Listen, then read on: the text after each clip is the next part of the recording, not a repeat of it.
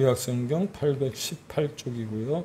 우리가 너무나도 잘 아는 시편 23편 1절에서부터 4절 말씀입니다. 오늘도 이 거룩한 주일에 길이요 진리요 생명 되시는 예수님의 인도하심을 받고 하나님의 편화와 예배를 드리는 우리 모두에게 하나님의 신령한 능력과 권능과 역사가 나타나기를 예수님의 이름으로 축원을 드립니다. 뿐만 아니라 예수님을 믿는 사람들은 죽어도 살겠고 무릇 살아서 믿는 자는 영원히 죽지 아니하리라 말씀하신 그 말씀을 떠나서 부활의 기쁨을 이 시간 누릴 수 있기를 예수님의 이름으로 축원을 드립니다. 몇 주 전에 이 시편 23편 1절의 말씀, 여호와는 나의 목자시니 내게 부족함이 없으리로다 라고 하는 본문의 말씀을 우리가 잠시 설교 중에 함께 은혜를 나누었습니다. 그런데 그렇게 말씀을 여러분들과 함께 나누고 난 다음 저에게 계속해서 하나님이 질문을 하시는 겁니다. 뭐라고 질문을 하시느냐? 너는 그러면 나 하나만으로 만족하느냐? 그걸 물어보시는 거예요. 설교서도 여러분들에게는 듣기가 좀 거북하고 또 말씀드리기가 좀 어렵습니다만 사실 작년 6월 달에 이 곡반정동으로 이사를 하고 1년 동안 하나님의 은혜로 여기까지 잘 왔습니다. 그런데 저희 교회의 처지와 형편을 보면 사실 하나님이 저한테 그렇게 물으시고 또 그렇게 감동 주실 때에 예! 라고 그렇게 대답하지 못했습니다. 설교를 하는 저의 입장에서 이 말씀이 우리 모든 성도들에게 어린아이에서부터 어른에 이르기까지 정말 너무나도 잘 알려진 말씀이고 나도 모르게 입가에서 읊조려지는 말씀 가운데 하나이지 않습니까? 여호와는 나의 목자시니 내게 부족함이 없으리로다. 그런데 정말 하나님이 저에게 물으시는 것처럼 하나님 한 분만으로 나는 만족한가? 그런 어떤 생각이 드는 거예요. 그러면서 들었던 고상한 생각 하나가 무엇이냐면 부족함이 없는 인생은 무엇인가? 그런 생각이 들었다는 겁니다. 우리가 살다 보면 모든 것 다 부족을 경험하게 되고요. 또 모자람을 경험하게 되는데 어찌 하나님을 믿는 사람들은 우리 그리스도인들은 하나님을 믿는 그 순간 예수님을 나의 구주 나의 왕으로 모셔드리는 그 순간 왜 부족함이 없다고 그러는 것일까? 정말 그런가? 사랑하는 여러분, 여러분이 생각하기에도 하나님을 믿고 나니 부족함이 없다고 여겨지십니까? 아니, 이 시편 23편을 기록한 시편 기자가 다윗이라고 한다면 다윗은 어떤 부분에서 부족함이 없다고 그리 말하는 것일까? 도대체 부족함이 없는 인생은 어떤 인생일까? 그렇습니다. 모자람이 없는 인생이 부족함이 없는 거고요. 결핍이 없는 인생이 부족함이 없는 인생일 것입니다. 그래서 원하는 것을 다 갖추었다고 할 때 부족함이 없다 그렇게 말할 수 있을지 모르겠습니다. 그런데 오늘 성경은 부족함이 없는 인생을 어떻게 설명하고 있느냐면 언젠가도 이 본문을 여러분들과 함께 잠시 은혜를 나누었습니다만 다시 한번 이 본문을 읽어보시면 좋을 것 같습니다. 여호와는 나의 목자시니 내게 부족함이 없으리로다. The Lord is my shepherd. 이 손가락으로도 가능해요. The Lord is my shepherd. 그렇습니다. 여호와는 나의 목자시니 내게 부족함이 없다. 무슨 의미인지 이미 여러분들이 알고 계시리라고 여겨지지만 본문의 의미는 이런 거예요. 세상이 말하는 그 어떤 것들이 다 채워졌을 때 부족하다 말하지 않고요. 그저 여호와가 나의 목자가 되시니 부족함이 없다고 다윗이 그렇게 말하더라. 예전에 우리가 어렸을 때 TV 기껏해야 한 몇 인치 정도나 됐을까요? 아주 작은 14인치, 한 15인치 이런 어떤 요만한 TV만 있어도 그것으로 만족하지 않았습니까?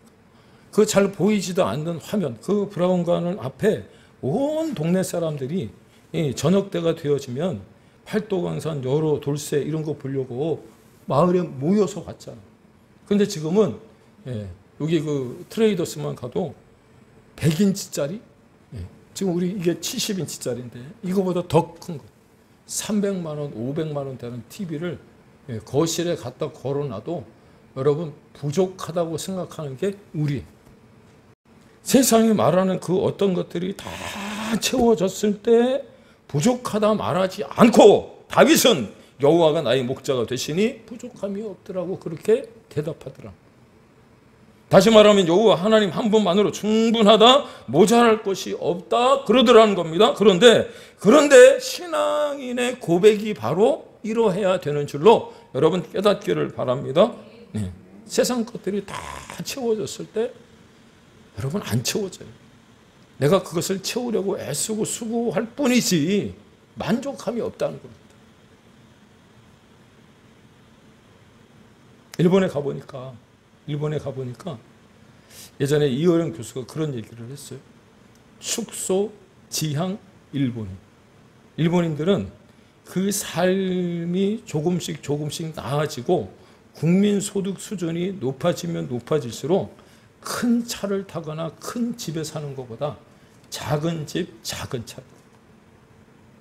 그리고 지진 때문에 또 무슨 쓰나미 뭐 이런 것들 때문에 여러분 높은 건물을 별로 짓지 않아요. 낮은 건물들이 즐비해요. 그런데 우리는 가능하면 큰 차를 타야 되고 큰 집에 살아야 된다고 생각하지 않습니까? 그런데 제가 생각하기에 우리나라의 국민들이, 백성들이 아마도 그런 생각과 사고가 조금씩은 바뀌어져야 되지 않겠는가. 언젠가도 말씀을 드렸습니다만 정부가 4.5일제 근무 좋죠. 근로자들에게 있어서 얼마나 좋은 혜택입니까? 그런데 제가 봤을 때 4.5일 근무를 하기 시작하면 할수록 아마도 날이 가면 갈수록 부익부, 빈익부만 늘어날 뿐이고 사랑과 비교와 또 비판만 늘어가다 보니까 생각의 차이로 말미암아 사람들이 나뉘어지고 분리되어지고 그래서 오히려 다툼이 더 많이 일어나지 않을까 그런 생각이 듭니다. 그러다 보니 내가 원하고 바라는 것들이 점점 많아지는데 다윗은 내가 원하고 바라는 것들이 채워져서 부족함이 없다 이렇게 말하는 것이 아니고요. 여호와 하나님 한 분만으로 그렇게 고백하고 있더라는 거예요. 여호와 한 분만으로 만족하고 여호와 하나님을 그의 인생의 주어로 삼았을 때 그 인생의 주어가 무엇이냐면 여호와 하나님이시라.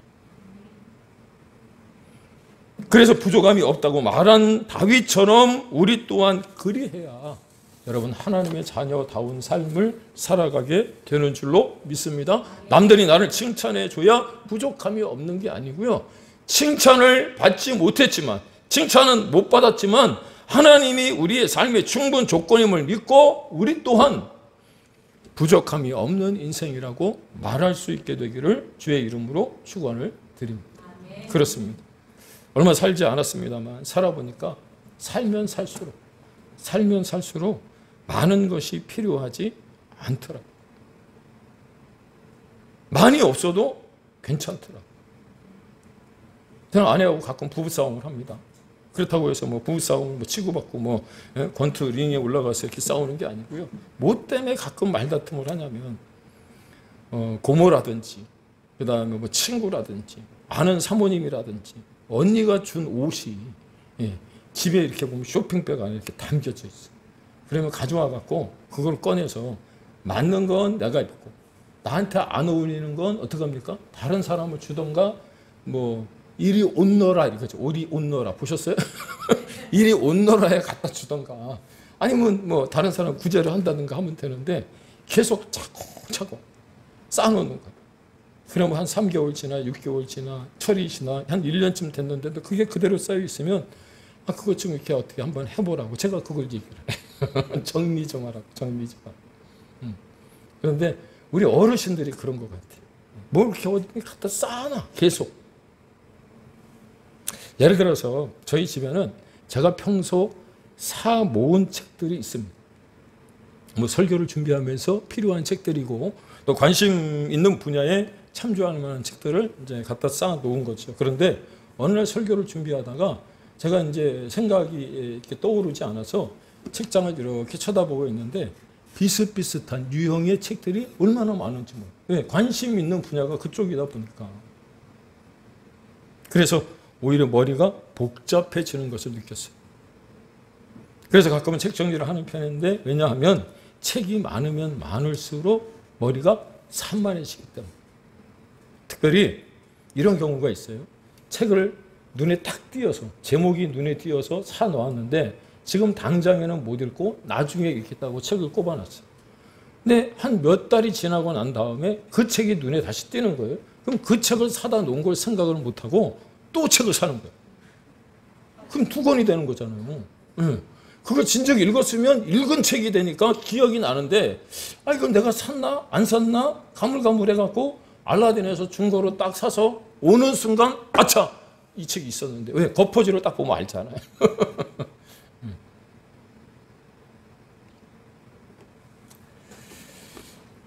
조금 다른 이야기가 될 수 있을지 모르겠습니다만, 책은 그렇다 치더라도 머니는 조금 많았으면 좋겠다고 생각하시는 분들이 계십니다. 뭐니 해도 머니가 최고라고, 나이가 들수록 수중에 돈이 있어야 한다고 강조하시는 분들이 계십니다. 틀린 말은 아닐 것 같습니다. 하지만 많이 갖지 않아도 뭔가 다 갖추어지지 않았음에도 불구하고 모자라다, 부족하다 말하지 않으시는 분들도 계시더라고요. 이 자리에 계신 분들은 어떤지 모르겠습니다만, 연세가 지긋하신 어느 분과 대화를 할 기회가 있었는데 그분이 이런 얘기를 해요. 우리 어르신들한테 한번 여쭤보겠습니다. 음식이 상다리가 휘어지도록 차려져 있음에도 불구하고 여러분 한두 가지만 드십니까? 아니면 그걸 일일이 다 맛을 보십니까? 그분이 그러더라고요. 음식이 많이 차려져 있음에도 불구하고 한두 가지만 먹고 나면 배부르고 더 이상 젓가락질이 손이 가지 않더라고요. 나이 들면 그런가요? 잘 모르겠습니다만, 그런데 살면 살수록 하나님 한 분만 있으면 되지, 그런 쪽으로 우리의 마음이 쏠려야 된다. 다른 것 같지 않아도 하나님 한 분이면 부족함이 없다, 그래야 한다는 겁니다. 아멘이신가요? 예전에도 한번 소개했습니다만, 김구 선생님이 당신에게 원하는 것이 무엇이냐고 물었을 때 뭐라고 답을 하셨습니까? 첫째도 대한민국의 독립이요, 둘째도 독립이요, 셋째도 대한민국의 독립이랍니다.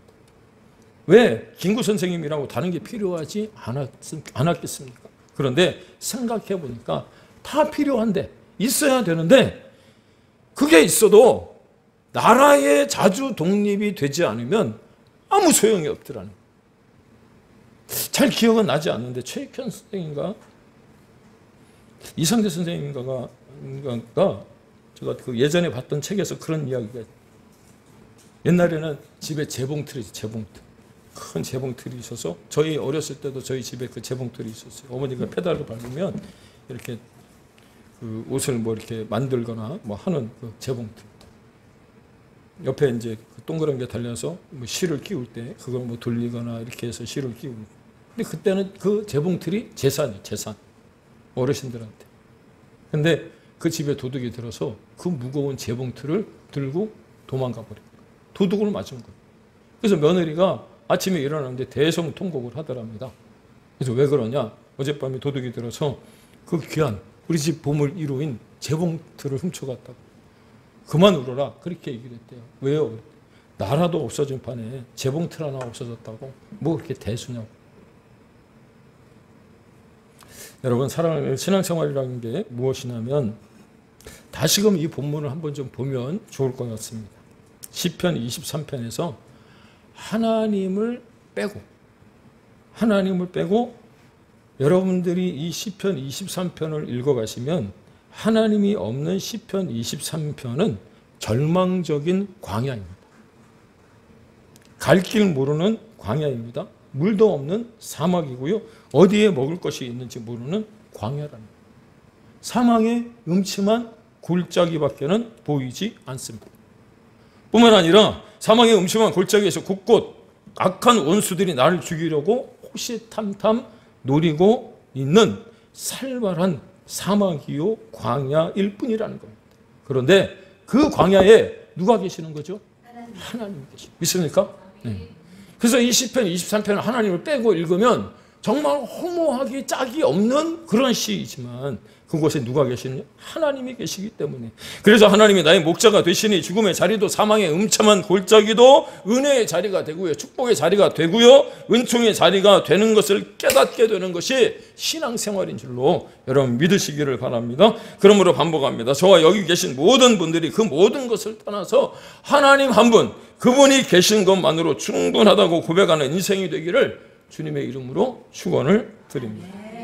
그렇다면 성경은 왜 여호와 하나님 한 분만으로 족하다고 말하며 다윗은 왜 여호와 하나님이면 충분하다고 고백하고 부족함이 없다고 말하는 것일까?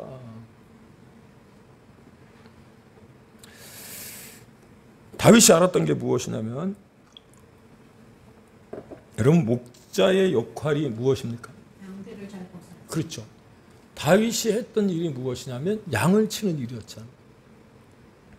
다윗이 양을 치는 목자를 해보니까 목자의 역할이 무엇인지를 아는 겁니다.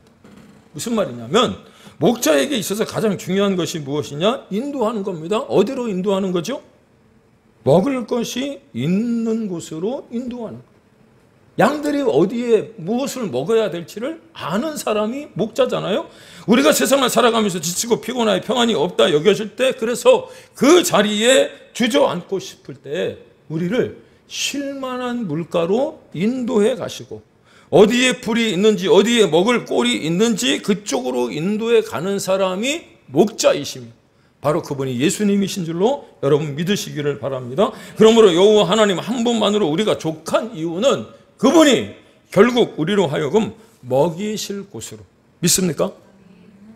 데려가시길 것이기 때문에 우리는 앞서 보이는 것처럼 염려하거나 걱정하지 않아도 된다. 생각해 보세요. 세상은요, 빼앗아 가는데 익숙합니다. 주는 것 같지만 우리의 모든 것을 다 가져갔기 때문에 주는 거죠. 아침 8시부터 밤 8시까지 12시간 꼬박 일해야 월급을 주지. 일 안 하면 누가 그냥 줍니까? 세상에 어디 놀고 있는데 돈 주는 거 보셨습니까? 우리 것을 다 빼앗아 가고 난 다음 주는 거잖아요. 여러분의 시간도, 가정의 시간도, 또 내 열심도, 또 내 아이디어도 가져가고 헌신도 열정도 가져가고 나서 주는 거잖아요. 그런데 주님은 우리를 푸른 풀밭으로 데리고 가셔서 꼴도 먹이시고 우리로 하여금 쉴 수 있도록 누이시기 위해서, 눕게 하시기 위해서 쉴만한 물가로 인도하신다라고 하는 것 여러분 기억할 수 있기를 축복합니다. 그래서 여호와가 나의 목자가 되시니 내가 다른 거 다 필요 없고요, 그분 한 분만으로 만족하다고 고백할 수 있는 거예요. 비록 어떤 분이 그런 이야기를 하더라고요. 우리는 기도할 때 로또라도 맞아서 한 번에 단번에 큰 돈을 그냥 내 가슴팍에 딱 안겨주면 좋을 것 같은데 하나님이 그렇게 하시지 않는 이유가 무엇이냐면, 왜 이렇게 찔끔찔끔 조금 주시느냐? 매일의 일용할 양식을 하나님이 주시겠다. 믿습니까? 네. 매일매일 우리의 삶을 하나님이 인도해 가실 것이다 라고 하는 약속이라. 믿습니까? 우리는 한 번에 한 20억, 여러분 로또 요즘 맞아도 한 13억, 14억밖에 안 되는데 웬만한 아파트 요즘 광교 같은 데 가면 그 돈 가지고 사지도 못해. 또 대출 받아야 돼. 영끌 해야 돼, 영끌. 그래서 어떻게 합니까? 광교로 이사 가면 하나님 잘 믿으실 것 같습니까? 네? 네? 아유, 이제 뭐, 큰 사람 교회 같은 데는 눈에도 안 들어와. 옆에 광교로 가니까 더 큰 무슨 교회, 사랑의 교회인가 뭔가, 거기로 가. 아니요. 여러분 기억하세요. 내가 날마다 하나님 앞에 그렇게 기도함에도 불구하고 대박을 터뜨려 주시지 않는 것은 하나님이 하루하루 나의 삶을 이끌어 가시고 내가 피곤하고 지칠 때 하나님이 그 푸른 풀밭에 누이시고 쉴만한 물가에서 쉬도록 여러분 하시기 위함임을 여러분 기억할 수 있기를 축복합니다. 그런데 그 이유가 어디 있느냐면 오늘 3절에 보니까 같이 읽어보실까요? 내 영혼을 소생시키시고 자기 이름을 위하여 의의 길로 인도하신다. 이게 무슨 말이냐면 나의 일그러진 영혼을 소생시키시는 분이 누구시라고요? 하나님이시라. 우리의 육신도 중요하지만 우리의 육신의 평안과 안일함이 주어지는 것보다 더 중요한 게 무엇이냐면 영혼이래요. 영혼. 우리가 잘 아는 본문 가운데 하나인 열왕기상 18장에 보시면 바알과 아세라 신을 섬기는 이들과 850대 1로 맞짱을 떠서 대승을 거둔 엘리야가 한 여인 이세벨이 자신을 죽이겠다라고 하는 이야기를 듣고 낙심했어요. 번아웃이 찾아와서 그렇죠? 나흘길을 도망하여 로뎀나무 아래 가서 주님 앞에 하나님 앞에 죽기를 청하잖아요. 그럴 때 하나님이 엘리야에게 보내주신 게 무엇입니까? 물 한 병과 떡 한 덩어리였어요. 그런데 그것을 먹은 엘리야가 했던 일이 무엇이냐면 40주 40야를 달려서 하나님의 산 호렙에 다다랐다 이렇게 로뎀나무 아래서 하나님이 그 엘리야의 기도를 들으시고 배낭에다가 니꾸사꾸에다가 이빠이 그 먹을 것을 그래서 하루 삼시 세끼 먹을 수 있는 분량의 양식을 제공하고 그것을 메고 어떻게 합니까? 40주야를 달려간 게 아니고 기껏해야 물 한 병과 떡 한 덩어리예요. 무슨 말입니까? 영혼이 살아나니까. 영혼이 살아나니까. 하나님을 그 자리에서 만나고 나니까. 우리가 앞서 말씀을 나눴던 것처럼 시편 23편에서 하나님을 빼고 나면 갈 길 모르는 방황할 수밖에 없는 광야고요. 마실 물 없는 사막이고요. 그 곳곳에 나를 해하고자 하는 마귀와 사탄이 도사리고 있는 사망의 음침한 골짜기일 수밖에 없는데 그런 곳에서 하나님을 만나고 나니까 그 자리가 기회의 자리가 되고요. 은혜의 자리가 되고요. 축복의 자리가 되어져서 엘리야가 힘을 얻고 일어나 40주야를 달려가요. 믿습니까? 무엇이 살아난 것이죠? 영혼이 살아난 거예요. 영혼이. 그래서 요한삼서 1장 2절에서 뭐라고 말했죠? 사랑하는 자여 내 영혼이 잘된 같이 내가 범사에 잘되고 강건하기를 내가 간구하노라. 조영기 목사님이 사랑하는 이시아요. 내 영혼이 잘됨 같이 내가 범사에 잘되고 강건하기를 내가 간구하노라. 그래서 이 말씀의 능력이 얼마나 권세가 있는지 여러분. 영혼이 썩으면 다른 것 아무리 가져다 주어도 추한 거예요. 영혼이 살면 세상적으로 조금 부족하고 모자라도 그 인생이 괴롭지 않은 거예요. 그런데 영혼이 건강하지 않으면 그 모든 것이 다 불평이고 불만이고 왜? 비교가 되니까 자꾸. 인생에서 세상적인 낙이 뭐가 그리 중요할까요? 좋은 음식 먹으면 여러분 힘이 나고 능력이 막 생깁니까? 1년에 한 번씩 내가 먹는 음식이 있습니다. 제 돈으로 가서 사 먹는 게 아니고 누가 이렇게 초대를 해서 1년에 한 번씩 저한테 사주는 게 음식이 있어요. 여기 길림성에 가면 중국 냉면이라고. 너무 맛있어요. 얼마나 시원한지. 그때 먹을 때뿐이야 근데.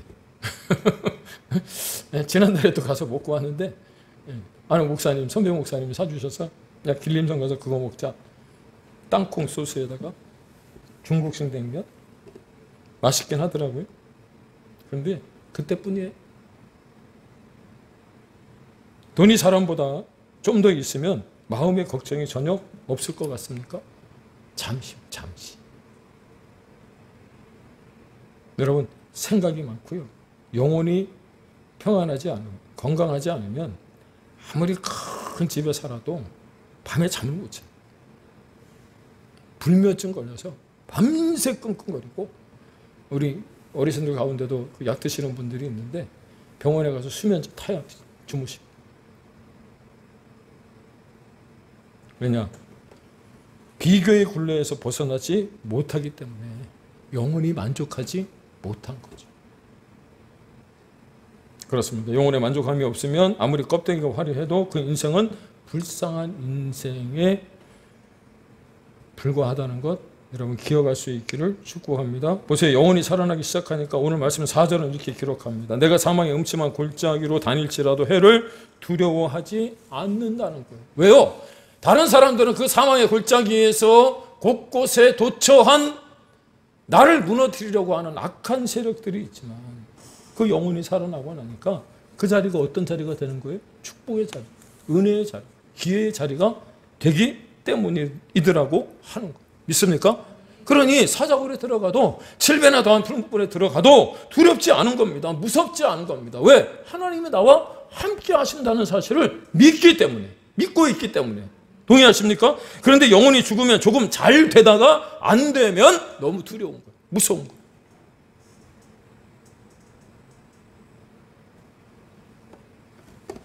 그러나 영혼이 살아나면 그 사망의 음침한 골짜기를 다닐지라도 하나도 두려워하지 않는 이유가 무엇이냐? 그 골짜기에서 하나님을 만나게 되기 때문인 줄로 여러분 깨닫기를 바랍니다. 그런데 이렇게 말씀을 드리면요, 그냥 이렇게 한 귀로 듣고 한 귀로 흘리시는 것 같아요. 왜요? 이 설교 시간에 있는 거 듣거든요. 그러니까 우리 생각 가운데 그런 생각을 가질 수 있어요. 우리 집사님, 권사님, 장로님들은 그렇지 않은데 젊은이들은 아이고 목사님 설교 시간에 당연히 그렇게 말씀하시지. 세상 물정 몰라도 정말 모르네. 그렇게 여기실 분들이 계실지 모르겠습니다. 그런데 저도 알아요. 세상을 보면 정말 좋아 보이고요. 얼핏 세상을 바라보면 저를 만족시킬 것 같습니다. 그런데 그것이 행복에 충분한 조건처럼 여겨지지 않더라고요. 그래서 아이들 말로 쿨한 게 좋고요. 심플한 게 좋고요. 왜냐? 그것을 만족시키기 위해서 자꾸 뭔가를 추구하다 보면 무슨 일이 발생하느냐면 자신을 묻습니다. 자신. 내 자신을 그렇게 묵상하다 보면, 뜯어보면, 분석해보면 절망뿐. 내 꼬라지가 도대체 왜 이 모양 이 꼴인지. 그래서 우울증에 걸리기 딱이라는 거예요. 우리가 하나님 앞에 찬송할 때 앞에 보이시는 가사처럼 내 영혼이 그렇게 깊은 데서 맑은 가락이 울려나야 되는데 신세 한탄하는, 신세 타령만 하는 노래를 부르게 되더라는 것 아니에요. 여러분 그런 거 아세요? 한 번쯤은 들어보셨을 것 같은데 가수들 가운데 노래의 제목과 가사대로 그 삶을 산 사람들이 있더라고요. 들어보셨어요? 따라서 정말 중요한 것은 여러분과 제 영혼이 살아나야 하는 줄로 믿습니다. 그러므로 여러분에게 제가 이 시간 부탁드리고 싶은 것은 저도 마찬가지인데 저와 여러분의 영혼을 살리는 일에 힘써야 하는 줄로 믿습니다. 그러면 나를 묵상하는 게 아니고요. 나 대신 하나님을 묵상하게 되고 하나님을 묵상하기 시작하면 그분이 정답이라고 하는 사실을 발견하게 되는 줄로 믿습니다. 다윗이 그랬잖아요. 다윗의 기도를 우리가 그동안 살피지 않았습니까? 광야 한복판에서도 사망 한가운데서도 사망의 음침한 골짜기에서 그가 했던 말이 무엇이냐면 하나님을 묵상하라는 거예요. 사랑하는 여러분, 내 인생을 통하여 주님께서 원하시는 것이 무엇입니까? 혹여 주님께서 내 인생을 통째로 가져가시겠다고 하면 도대체 우리는 무엇을 그 순간 해야 될까요? 그렇습니다. 영혼이 사느냐 그렇지 못하느냐 그것을 고민해야 하는 줄로 믿습니다. 왜냐? 영혼이 잘 되는 것은, 영혼이 잘 된다라고 하는 것은 기업에 목숨을 걸다가, 자식이 잘 되는 것에 목숨을 걸다가, 내 건강을 위해서 목숨을 걸다가 하나님께로 전환하는 것이 영혼이 잘 되는 것이거든요. 그게 바로 영혼이 제대로 사는 거예요. 그래서 저의 경험상 영혼 하나 때문에 삶이 달라 보이게 되는 줄로 믿습니다. 그러면 사망의 음침한 골짜기를 다닐지라도 두려워하지 않게 되고요. 내 인생을 통하여 그분의 의를 나타내시기를 원하는 하나님의 그 뜻이, 또 하나님의 그 마음이 여러분 내 인생을 통하여 드러나게 되는 줄로 믿습니다. 결론입니다. 예전에는 내 이름을 위하여 무엇인가 했던 인생이라면 이제 하나님 한 분만으로 만족하는 인생이 되어질 수 있기를 주의 이름으로 축복합니다. 그러면 우리의 삶이 주의 지팡이와 막대기가 나를 인도하시는 것을 일상 가운데서 맛보아 알게 되어질 뿐만 아니라 그것을 통하여 하나님을 더욱더 높이게 되기 때문에 여호와는 나의 목자시니 내가 부족함이 없다라고 하는 그 고백을 순간순간 하며 살아가게 되는 줄로 믿습니다. 다른 것 얻으려 하지 마시고요. 한 주를 또한 살아가면서 한 달을 마무리하고 새로운 한 달을 또 맞이해야 되는 이 한 주에 하나님을 만나려고 몸부림치는 인생이 되어지는 저와 여러분이 다 되시길 예수님의 이름으로 축원을 드립니다. 기도하겠습니다.